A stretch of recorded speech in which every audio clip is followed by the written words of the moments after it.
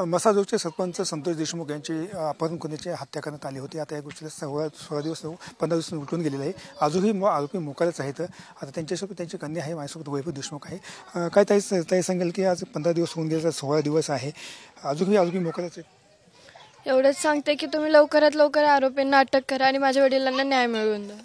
आता पण या ठिकाणी अनेक नेते आले, तर पद आले, मंत्री सुद्धा आले, तर अजितदादा सुद्धा पवले, त्यांनी आश्वासन दिले आपल्या कुटुंबाला की कठोर त्या आरोपीला पकडले गेले जाईल। अजून काय नेमकं आश्वासन दिले?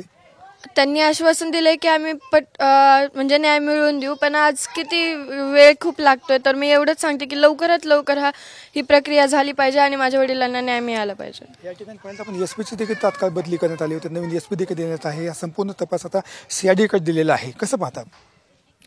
त्यांची प्रक्रिया ते चालू असेल, पण एवढंच वाटतं की आज 16 दिवस झाले, तुम्ही लवकरात लवकर ही प्रक्रिया करून माझ्या वडिलांना न्याय मिळवून द्या। 28 तारखेला एक मोर्चाच्या बीडमध्ये असणार आहे, त्यामध्ये सर्व पक्षाचे मोर्चाच्या आपण त्याच्यामध्ये सहभागी असणार आहेत?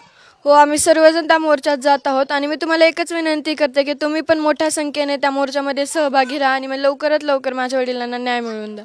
मोर्चाचं नेमकं स्वरूप कसं असणार आहे?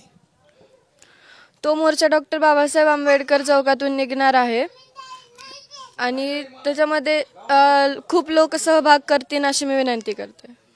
तर आपण पाहू शकतो गेल्या आता 28 तारखेला एक मोठा मोर्चा निघाला, त्यामध्ये आपण सहकार्य करा, तात्काळ आमच्या कुटुंबाला न्याय द्यावा अशी मागणी देखील आता वैभव देशमुख यांनी करण्यात आली आहे। कॅमेरा पर्सन अनिकेत 10 मी संभाजी मुंडे, केज, बीड।